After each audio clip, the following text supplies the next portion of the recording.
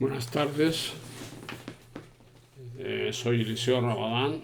Ya me había presentado en el anterior vídeo que hice sobre el tema del coronavirus y ahora quisiera presentarles la segunda sesión de 3 vídeos. Para ello me voy a fundamentar en la lectura y algún breve inciso o comentario, más o menos como nota a pie de página, de un artículo escrito por el investigador alemán Ernst Wolf, publicado el 21 de julio del 2020. Y antes voy a hacer una breve referencia de quién es este articulista, que es también escritor, investigador, etc. Ernst Wolf, quien ha estudiado y seguido el orden financiero internacional desde hace décadas, ha contribuido con algunas notas, al tema del título de su artículo, el gran reajuste, o como algunos lo llaman, el gran reseteo. Pregunta qué hay detrás de él. Y esto está conectado, por cierto, con el tema de la llamada nueva normalidad, que tanto nos hablan los periodistas, que son los portavoces del gobierno, más o menos, los planes que tiene el gobierno para cuidar nuestra salud, y el resultado va a provocar una nueva normalidad, que nadie sabe lo que es, porque es un concepto totalmente metafísico, ideológico, confuso, borroso, pero de eso trata este artículo. Por eso nos interesa tanto comentarlo en este vídeo, ¿no? Y analizarlo para proponer materiales para la crítica y el análisis, ¿no? Entonces, este autor, Ernst Wolf, lleva años estudiando el orden financiero internacional y tiene un libro del 2017 titulado en alemán Finanztsunami, o sea, el tsunami financiero. En este libro, de hace 3 años aproximadamente, preveía Wolf que el sistema financiero internacional estaba llegando al borde del colapso. Al borde del colapso.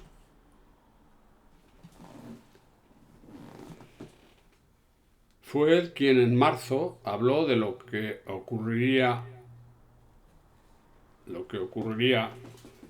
sería algo así como un golpe de estado financiero fascista. En términos alemanes, Finanzfaschistischer Putsch, o un intento de golpe de estado, o un golpe de estado si triunfa, o un putsch, puede ser que un golpe de estado fracasado, fallido o triunfante. Pero sería un golpe de estado sui generis, de tipo financiero-fascista, con esas características, controlado y dirigido por las élites financieras mundiales, pero de corte fascista. Bueno, pues vamos a comenzar con el análisis de la lectura y algún punto comentado del artículo. El título ya dijimos que era el gran reajuste. Pregunta qué hay detrás de él, o el gran reseteo, si les gusta más la palabra sin traducirse en inglés prácticamente. Yo prefiero el gran reajuste, pero por ahí he leído mucho reseteo. Pues el reseteo es un término totalmente inglés, sin traducir prácticamente al español. Eso es absurdo, pero bueno. Yo entiendo perfectamente el gran reajuste mejor que el gran reseteo, porque resetear significa una operación que se hace con un computador, con un ordenador, pero aquí se trata de una metáfora, es un reajuste social, por supuesto. Suena mejor la palabra reajuste social que reseteo social. Es que reseteo no, ni siquiera en inglés tiene el sentido de reajuste. Pero bueno, vamos a dejar esas disquisiciones filológicas o lingüísticas, semánticas, que no son de poca importancia a mi juicio, ¿eh? Dice Wolf: el mundo ha cambiado de manera histórica en los últimos 6 meses. Por primera vez en su historia, la economía mundial ha sido deliberadamente llevada a un punto muerto virtual. Por primera vez en su historia, ¿eh? La economía ha sido llevada a un punto muerto virtualmente. Esto ha causado daños cuyas consecuencias en las próximas semanas y meses superarán todo lo que la humanidad ha experimentado hasta ahora en tiempos de paz. Bien. Pero esto parece ser solo el comienzo, dice Wolf. Cada vez hay más indicios de que no nos enfrentamos a una corrección de este rumbo.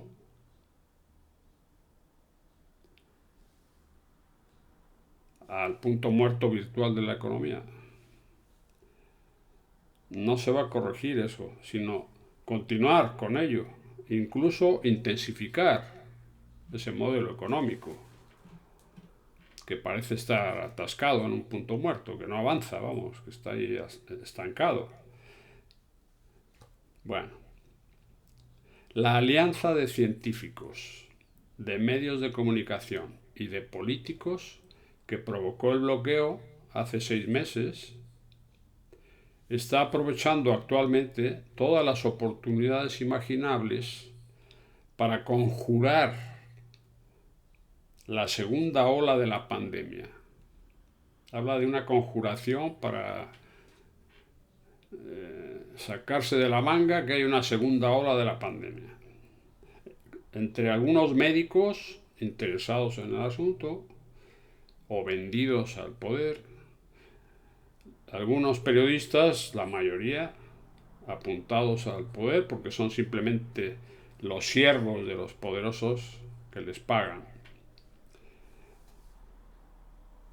Y los políticos, por supuesto, están al servicio del amo como vamos. Eso parece que es bastante. Incluso son socios de algunos amos, o sea, muchos, lo que aquí en España llaman pues, puertas giratorias. Entro de ministro de Industria o de Comercio o de Turismo y luego me contrata una empresa multinacional de asesor, e incluso presidentes. Ahí está el caso de Felipe González, el famoso introductor de la socialdemocracia, el mito de Felipe González socialdemócrata, que ahora es un empleado del hombre más rico de México y uno de los más ricos del mundo, un tal Carlos Slim, de origen libanés, por cierto. Yerno de un expresidente del Líbano, cosa que casi nadie sabe. Bueno. Vamos a continuar.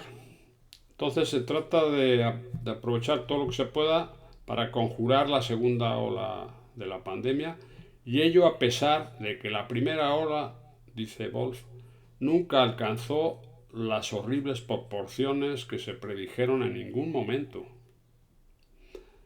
sino que se ha mantenido constantemente en el marco de pandemias de gripe anteriores. O sea, puntualizando aquí un tema que es políticamente totalmente incorrecto, porque no interesa, claro, decir la verdad o aproximarse lo más posible a los hechos, para decirlo en otras palabras. Dado que en el pasado brotes mucho más peligrosos no han sido objetos de medidas tan amplias como las adoptadas en el caso del COVID-19, es razonable sospechar que puede haber otros motivos detrás de la supuesta preocupación por la salud pública de las élites, de los periodistas, de los médicos, algunos, élites médicas, farmacéuticas, compañías también están preocupadísimas por sacar una nueva vacuna, etc. Y los políticos, por supuesto.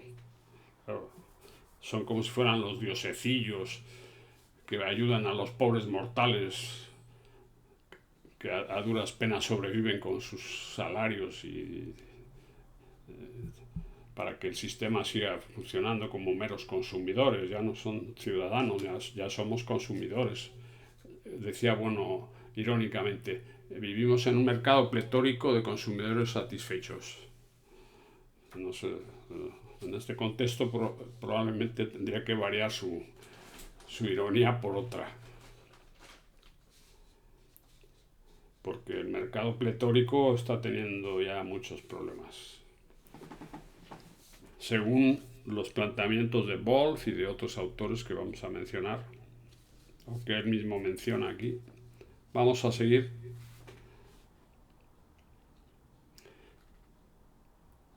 Dice Wolf, de hecho, cito, de hecho, hay una gran cantidad de datos, de hechos y de acontecimientos que no solo apoyan esta sospecha de que no hay tal pandemia tan peligrosísima, ¿no?, sino que hacen esta sospecha parecer extremadamente probable, que acertemos en pensar, en sospechar de que nos están engañando.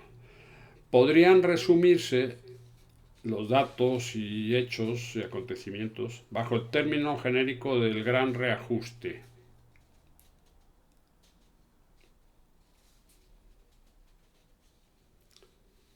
En cualquier caso, la élite financiera y política del mundo, cuyos principales representantes se reunirán en Davos, esa famosa ciudad suiza, en enero de este año que viene, del 2021, dentro de septiembre, octubre, ¿no?, dentro de 4 meses, se reunirán las élites política y financiera del mundo, invitan a algún intelectual tipo Vargas Llosa o otros para rellenar o adornar la reunión o por lo que sea. Conviene, digamos, adornarlo para el público, ¿no?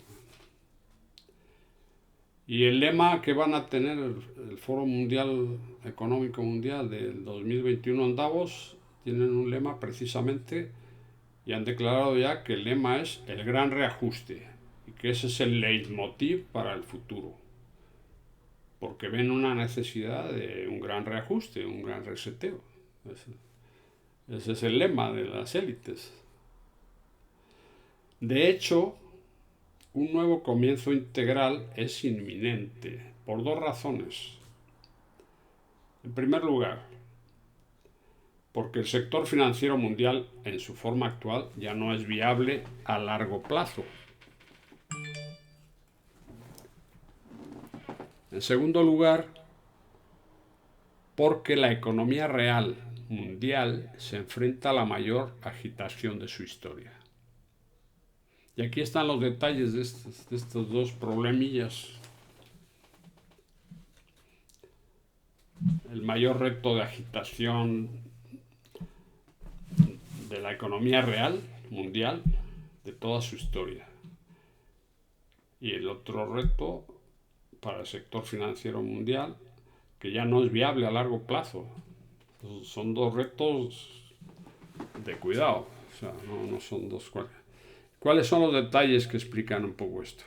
Desde la crisis financiera mundial del 2007 y 2008, el sistema financiero mundial se ha mantenido vivo artificialmente por los bancos centrales del mundo, por medio de la continua reducción de tipos de interés y creación de dinero de la nada. Dinero de la nada. Sin embargo, el primer remedio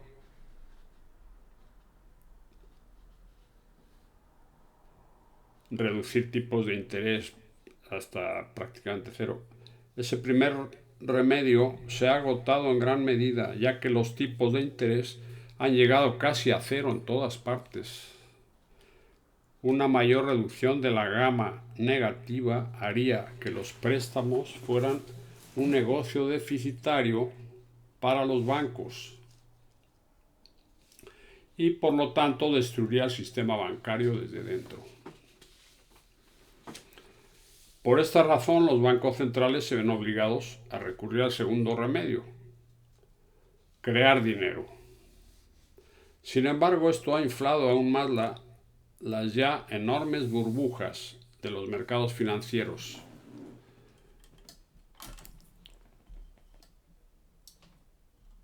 Perdón, estaba demasiado fuerte la luz.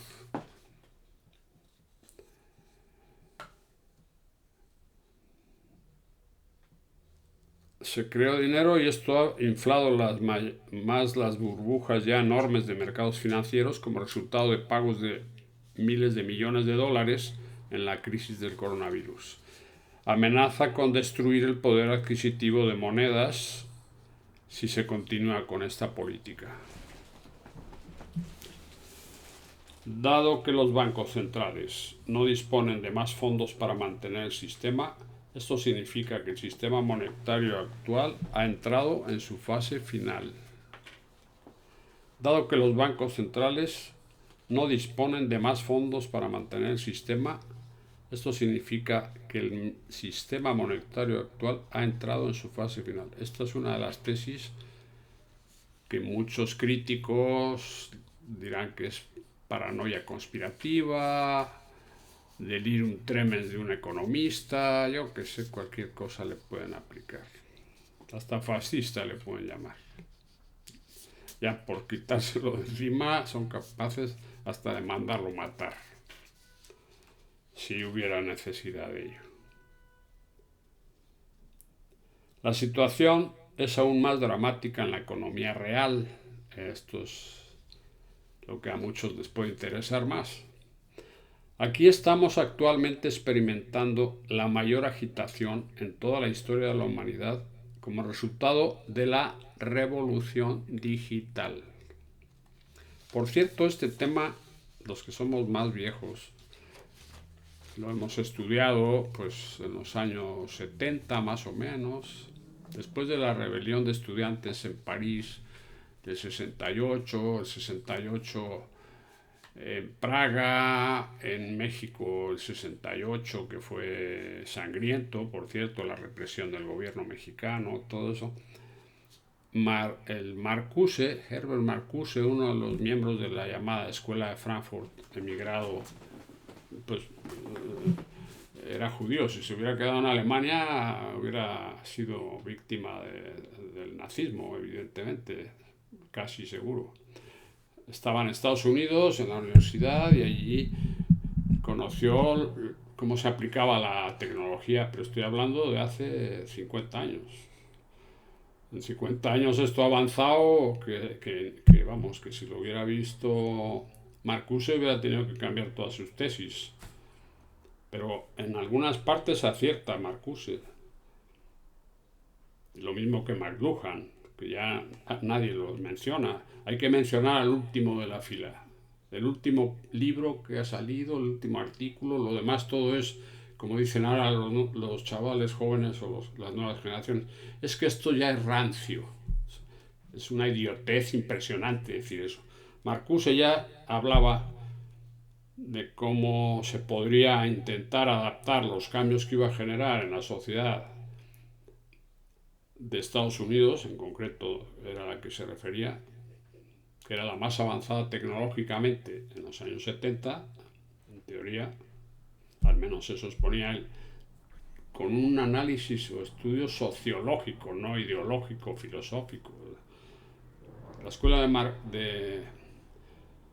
de Frankfurt eran sociólogos, no dijeron ellos nunca, se llamaba escuela de sociología, no se llamaba escuela de filosofía. Ellos pretendían usar métodos sociológicos, no filosóficos, metafísicos, ni nada de eso. Marcuse hablaba de que se podía utilizar la tecnología para liberar al hombre de la carga de un trabajo y conseguir, digamos, lo que pretendía tanto Freud como Marx, gracias a los avances tecnológicos o cibernéticos y demás, se podría hacer que los hombres pudieran vivir trabajando menos horas y desarrollando más tiempo libre para convivir con sus familias o con sus amigos o producir obras artísticas o simplemente hacer cosas que le liberaran de la carga fuerte de un trabajador hiperexplotado, ¿no? por otras épocas anteriores. Pero ha sucedido lo contrario. ¿Por qué? Porque las élites no quieren eso, no lo permiten. Quieren tener mano de obra barata y abundante. Y de hecho escasea la mano de obra barata y abundante. Hay que andarla buscando por donde sea. Por eso está abierta. El proyecto de Soros es que la gente pase fronteras sin problemas, que haya inmigración de unos a otros. Tal. Todo eso es un tema muy complejo aparte. Pero continúo. Lo señalo porque es una puntualización que me parece importante. Sigo con la crítica de Wolf sobre el tema del resultado de la revolución digital. El uso de la inteligencia artificial y robotización del trabajo tiene consecuencias mucho mayores que la revolución industrial de hace 250 años. Las corporaciones y agencias gubernamentales lanzarán enormes olas de despidos debido a la digitalización. Productos de todo tipo. Esto es importante, ojo. Para los industriales, etcétera, pequeños, medianos, sobre todo, son los más débiles de la cadena. Productos de todo tipo, desde dentaduras postizas hasta coches eléctricos y casas prefabricadas, ya pueden ser producidas en cualquier parte del mundo por impresoras 3D, no por hombres, por impresoras 3D manejadas por 1 o 2 técnicos y no por 20 operarios, o 30 o 40. Por lo tanto, las fábricas cerrarán en masa y la logística en tierra, en el mar y en el aire será en gran medida superflua. Habrá coches teledirigidos, etcétera, aviones, drones, quise decir drones, que transportarán mercancías. Por lo tanto, serán las máquinas robotizadas las que harán el trabajo que hoy hacen empresas de transporte, por ejemplo. Además, la oficina en casa, el teletrabajo, que está ahora de moda con lo de la crisis, y los ERTES en España, un montón de historias que se ha inventado el gobierno. O sea, el plan está en marcha, eso está claro. A mí me da la impresión de que este artículo no hace más que reexponer lo que está observando el autor. Y cualquiera que esté atento a lo que le rodea se da cuenta de que muchas de las cosas que dice parecen ahora leer aquí obvias, pero la mayoría, como dice luego más adelante, no se entera. Pero ya se enterará cuando le llegue el agua al cuello. La oficina en casa, la educación en el hogar, ese es otro tema, se convertirán en una parte tan importante de la nueva normalidad, y aquí es por primera vez que aparece el término nueva normalidad, y ya vamos viendo lo que significa ese término tan misterioso. La nueva normalidad, como la telemedicina también, y las criptas. Este desarrollo destruirá cientos de millones de empleos en todo el mundo y por lo tanto destruirá los medios de vida de igual número de personas. Esto a su vez tiene consecuencias fatales porque estas personas dejarán de ser consumidores, por lo tanto la fuerza motriz de la economía y el comercio. Si no recibes un salario que te permita consumir más que un par de zapatos cada 3 años hasta que se te rompan por todos lados. Y también afectará al contribuyente. Al haber menos compradores, habrá una crisis fiscal probablemente del Estado porque tendrá menos ingresos. Es que no hay que ser ni economista nada para entender esto. Bueno, continuamos. Dado que el anterior sistema monetario se basaba en la creación de valor mediante el trabajo humano, La inteligencia artificial y robotización lo están privando de su base. Al sistema monetario que se basaba en la creación de valor mediante el trabajo humano, si quitas los humanos y pones robots, pero en lugar de abolir el antiguo, ojo a esto, que es la clave de la tesis de todo este artículo y de las tesis del libro del que se habla al principio del vídeo, del artículo, del libro de Wolf, titulado precisamente Fascismo financiero, no recuerdo cuál era el titular. Golpe de Estado financiero fascista. Golpe de Estado, putsch financiero fascista. Toda esta situación que va a provocar los cambios tecnológicos en marcha, destruyendo empleos, tal. Esto a su vez tiene consecuencias fatales. Afectan al Estado, deja de recibir impuestos, se va a generar una crisis fiscal galopante, grave, profunda del Estado. Dado que el anterior sistema monetario se basaba en la creación de valor mediante el trabajo humano, la inteligencia artificial lo están privando de su base. Pero en lugar de abolir, volvemos a donde habíamos dejado el texto de Wolf, en lugar de abolir el antiguo sistema monetario, que ya no hace justicia a estas nuevas circunstancias, se queda obsoleto, en otras palabras, el sistema económico. En vez de introducir un nuevo sistema, los que más se benefician del sistema actual están haciendo todo lo posible para preservarlo en su propio beneficio. Les importa un bledo lo que la mayoría de la gente pase o deje de pasar. Les dan 500 euros en España, en cada país, lo que corresponda para que ganen lo mínimo, para que no se mueran de hambre, no vayan a saltar por ahí los negocios que vayan quedando, como las multinacionales de supermercados, o sea, habrá algunas pequeñas bolsas de gente que puedan consumir, eso está claro. Los técnicos que mantienen los robots, o los técnicos que mantienen el sistema bancario, si tendrán salarios para poder consumir, pero el resto van a andar ahí como en la Edad Media, a ver qué pillan por ahí, como lumpenproletarios, vamos, pocas palabras. Entonces, les interesa a las élites financieras y políticas mundiales mantener esto. Y dice Wolf, pero al hacer esto, al no cambiar el sistema y adaptarlo a los cambios que se han inducido desde la revolución digital, se enfrentan a un problema enorme: la transformación gradual de la sociedad existente en la nueva normalidad se encontrará con una creciente resistencia dentro de la población, lo que muy probablemente desencadenará disturbios sociales. Eso ya lo estamos viendo.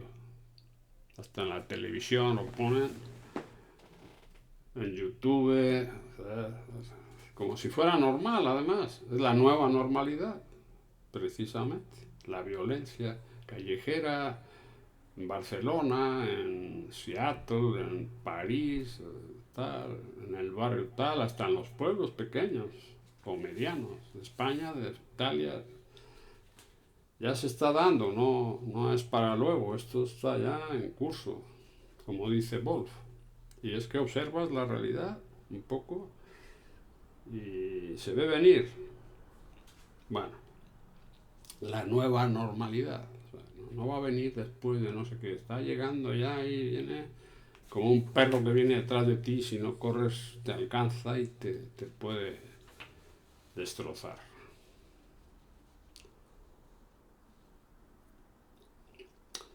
Probablemente la nueva normalidad va a provocar resistencia creciente en la población, disturbios sociales, posiblemente levantamientos populares. o incluso guerras civiles. Ellos lo saben, las élites políticas y económicas, financieras, lo saben. Por eso están preparando el cotarro, por eso se van a reunir en enero para ponerse de acuerdo a nivel global. El problema no es fácil para ellos, por supuesto, y para los demás menos, claro, con esta manera de llevar las cosas. Entonces, continuamos. Puede haber incluso hasta guerras civiles. Así que las élites tendrán que idear una estrategia diferente. Y eso es exactamente lo que han estado haciendo intensamente en los últimos años. El resultado de sus deliberaciones figura en el lema de la próxima reunión de Davos, del Foro Económico Mundial. Y es simplemente, en 3 palabras, el gran reinicio o el gran reseteo. O dicho de otra forma más conocida por la mayoría de la gente, la nueva normalidad. Pero para ello hay que resetear a la gente, resetear todo el sistema social, político, etc. Este restablecimiento o reinicio no es más que una especie de terapia de choque, que se le aplicaba antiguamente a los locos con electroshocks. De ahí viene lo de la terapia de choque, ¿no? Que por cierto es un término que utilizaba Milton Friedman en Chile, el famoso seguidor de la escuela austriaca de economía ultraliberal, seguidor de Hayek, que luego monta la escuela de Chicago, luego lo aplica en la práctica tras el golpe de Estado en Chile en 1973 con Pinochet, y luego lo extienden en otros países. Era una terapia de choque, o sea,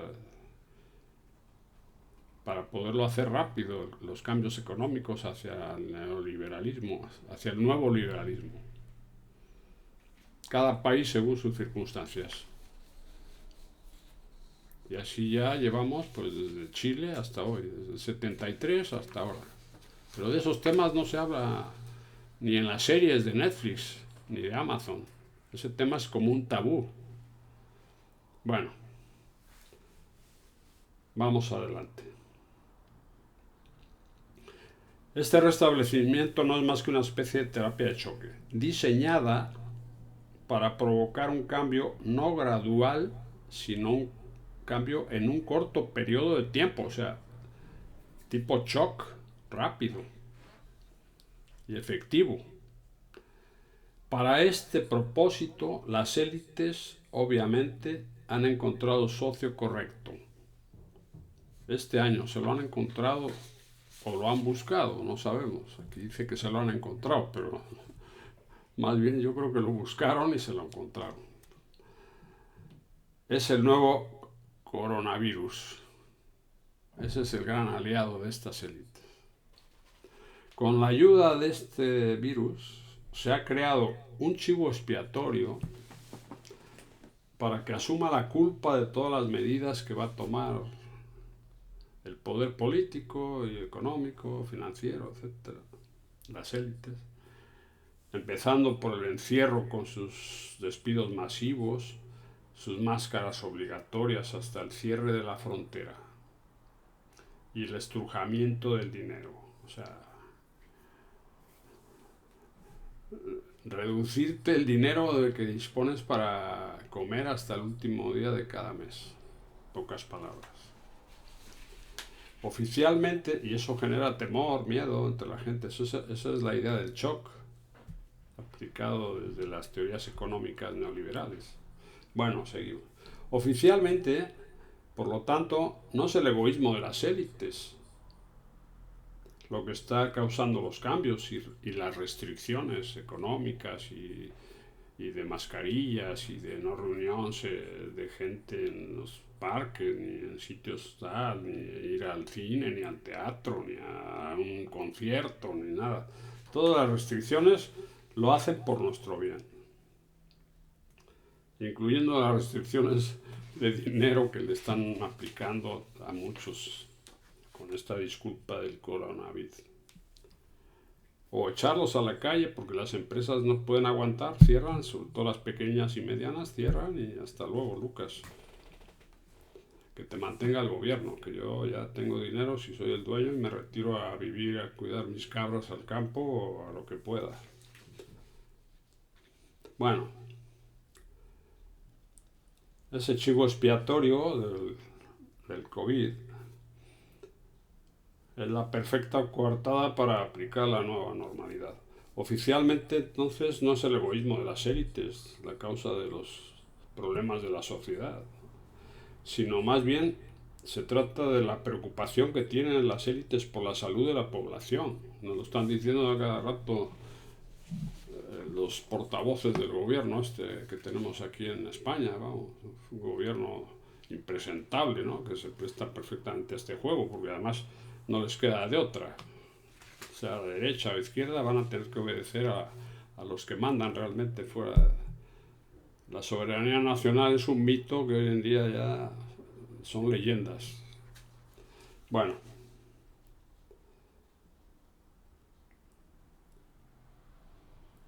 oficialmente, por lo tanto,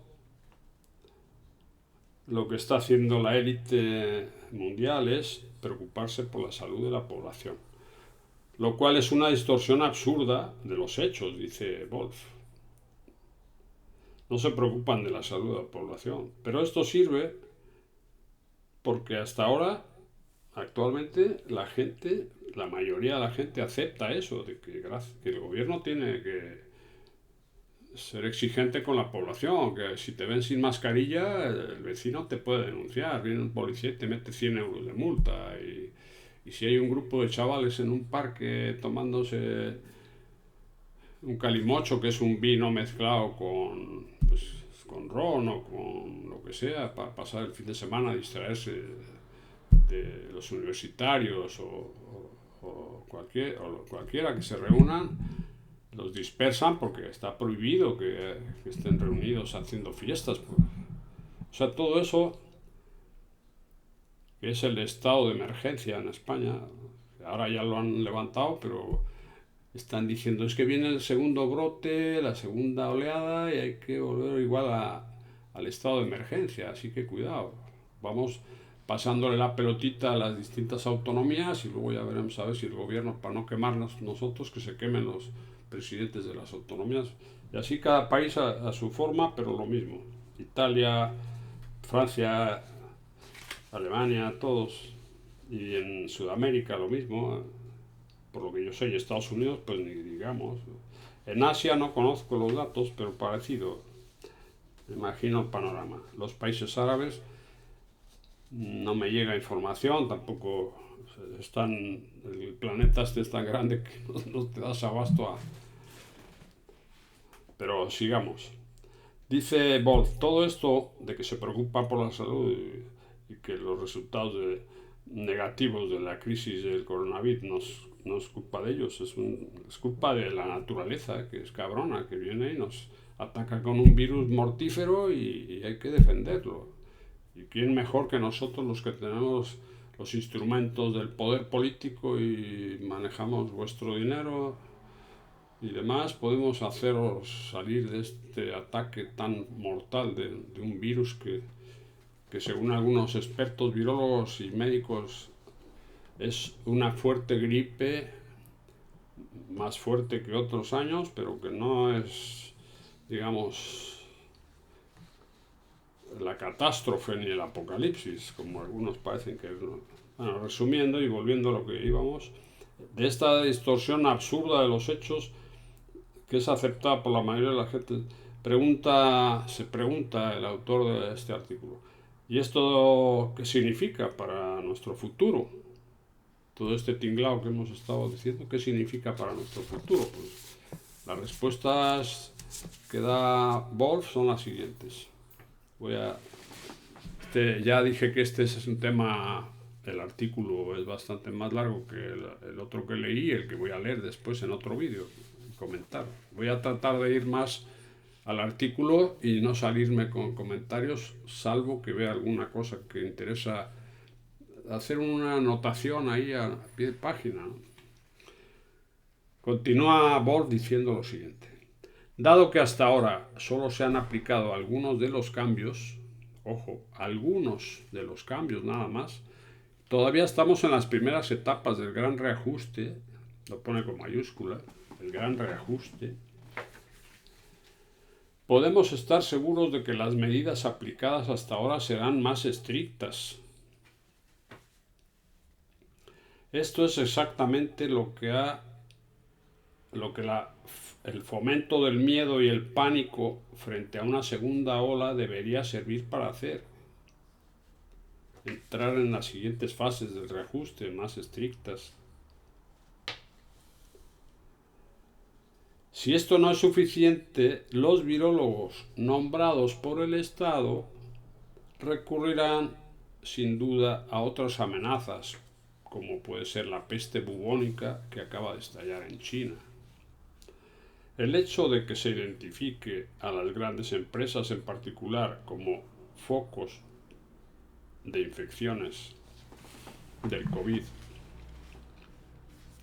y que se imponga cada vez más cierres locales y regionales en una amplia variedad de lugares, eso en España, y cada uno en su país estará viéndolo, seguro, cómo se hace esto.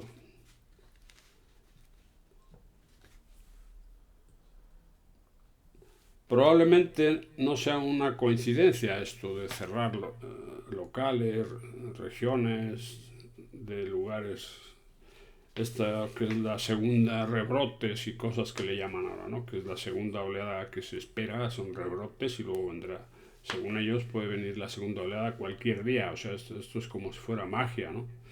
Estas medidas, como el registro biométrico de las personas, sirven para la vigilancia selectiva de posibles puntos conflictivos, y esto será de suma importancia en la próxima fase de mantenimiento del orden público. Esta evolución irá acompañada de una campaña ideológica, ojo a esto, fake news, manipulación de los hechos. O sea, fake news significa noticias falsas o falseadas de lo que es la vida real, los hechos concretos. Nos van a vender una cantidad de historias disfrazadas con ideas falsas, con la que llamaba Marx la falsa conciencia en interés de unos grupos determinados. La definición de ideología de Marx cuesta encontrarla en algunos diccionarios filosóficos. Hay un diccionario de filosofía de la editorial de Oxford University Press de Reino Unido, que la palabra ideología es una ficción total, parece literatura fantástica, vamos. Si la comparas con la definición de ideología que da Marx, la ideología alemana precisamente. O sea, nada que ver. Pero creo que se ajusta más a los hechos concretos, reales, la ideología según la definición de Marx, que la definición que pretende difundir por ahí el diccionario Filosofía de Oxford, que por cierto está traducido al español. ¿Por qué? Porque interesa dar una definición de ideología totalmente absurda, vamos, tipo cuento de Alicia del País de las Maravillas, vamos. Bueno, entonces habrá la evolución del asunto, irá acompañada de una campaña ideológica cuyos planteamientos pueden admirarse en la página web del Foro Mundial Económico de Davos, por ejemplo, entre otros. El cierre de fábricas y el colapso del sector de la logística se están vendiendo a la gente como protección del clima, entre comillas, debido a la consiguiente disminución de las emisiones. El dinero del helicóptero, ese dinero que se fabrica y se reparte ahí alegremente, que se fabrica en los bancos centrales, que es necesario debido a que el desempleo se ha multiplicado por 1 millón y que solo sirve para aumentar la demanda. Es alabado por el público en general como un ingreso básico incondicional, como si les estuviera repartiendo el maná los dioses de la política y de las finanzas, ¿no? Y de las multinacionales, ¿no? A la plebe del pueblo elegido de esos dioses de pacotilla, ¿no? Pero que tienen mucho poder, eso está claro. Bueno, y otro tema también, la digitalización de las pequeñas y medianas empresas se idealiza, ¿eh? Usando retórica, demagogia, es decir, ideología, difundida por todos los medios habidos y por haber, por todos los canales, incluso los libros de texto de nuestros jóvenes y niños, incluso ya, universitarios, sobre todo las carreras como periodismo, economía, está lleno de este tipo de ideologías que idealizan las cosas o las que le interesan las atacan, las fustigan, las tratan de borrar. El Ministerio de la Verdad de Orwell, pero a plena máquina, ¿no? A plena producción de cambio de los hechos. O sea, la historia fake, la fake historia. Lo mismo que hay fake news, hay fake historia. Bueno, entonces, continuamos aquí. Esa digitalización de pequeñas y medianas empresas se idealiza como el camino hacia un futuro más justo. Aquí aparece una idea filosófica compleja, que es la idea de justicia manejada por los ideólogos estos del reseteo, ¿eh? Aunque esto no es más que la subordinación de las pequeñas y medianas, en la realidad, subordina a las pequeñas y medianas empresas a plataformas de Internet cuyo poder de mercado crece actualmente de manera inconmensurable. Yo agregaría aquí, por ejemplo, que como un caso típico, vamos, de los varios que puede haber, la empresa de Amazon, ¿no? Todo esto suena extremadamente deprimente y muestra que la élite financiera, es decir, alrededor de una milésima de la población mundial, el 0,001 de la población mundial, está en el proceso de llevar al resto de la humanidad a una especie de dictadura digital. Una dictadura digital, una especie de dictadura digital. Lo que es particularmente deprimente es que la gran mayoría de las personas no se han resistido aún a este desarrollo, impulsado por las élites. Y aquí ya va terminando, concluyendo, sacando algunas conclusiones para el debate, para la crítica y para el análisis de la situación y a ver si se produce alguna acción concreta como reacción a esta situación en la que la mayoría se está viendo inmersa de una manera, como dice él aquí, preocupante o dice deprimente. A mí más que deprimirme me preocupa, porque me afecta a mí, a mis familiares, a mis nietos, a mis hijos y a mí como jubilado que depende para sobrevivir yo y mi esposa de la pensión que el Estado me concede, ¿no? Bueno, continuamos. Y como yo, muchos miles, o millones a lo largo de Europa, de América y de Asia y en África ya ni te cuento. Es probable que esto cambie fundamentalmente en las próximas semanas y meses, dice. Aquí ya se le ve un poco como una reacción a la depresión que le produce el asunto, ¿no? Los efectos del bloqueo y las nuevas medidas para contener una segunda oleada tendrán consecuencias sociales y económicas tan devastadoras que muchos de los que aún no se han movido entrarán por experiencia propia en un conflicto cada vez mayor con el sistema existente. Por experiencia propia, o sea, por necesidad ahogan, dice un refrán español, ¿no?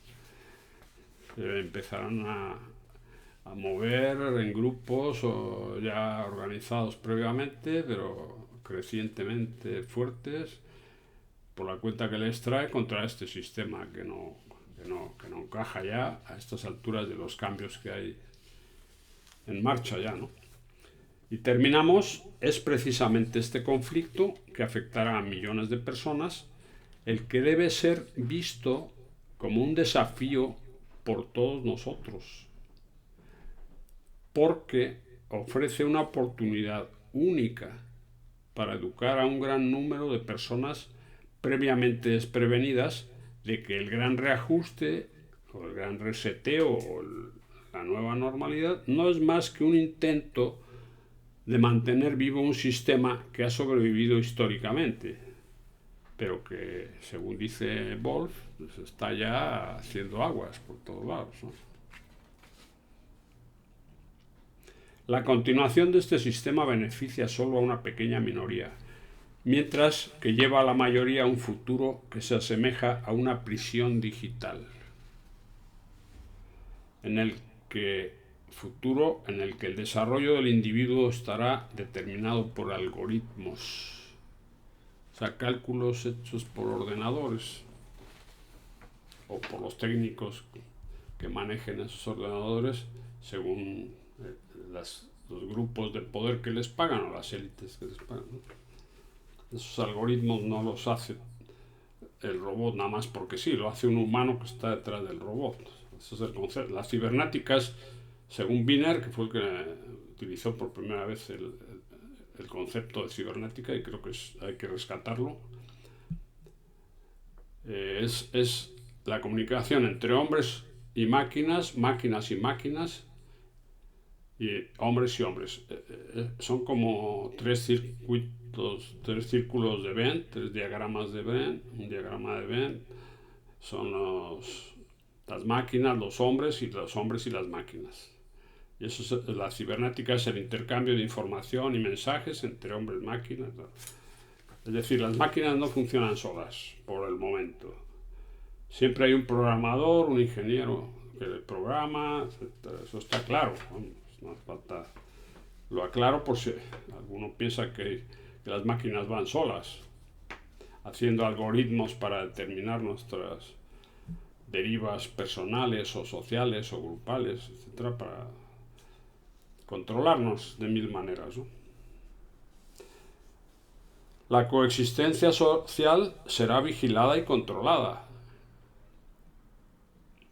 y las libertades democráticas solo se permitirán en la medida en que no obstaculicen la transferencia de datos desde las computadoras de alta frecuencia. Y aquí termina su artículo el señor Wolf. Y aquí terminamos este vídeo, que ha sido bastante extenso. Y lo he tenido que grabar 2 veces porque la primera no se me grabó. Muy buenas tardes y ya les mandamos la siguiente. Que pasen un buen día. Les saluda Eliseo Rabadán desde España.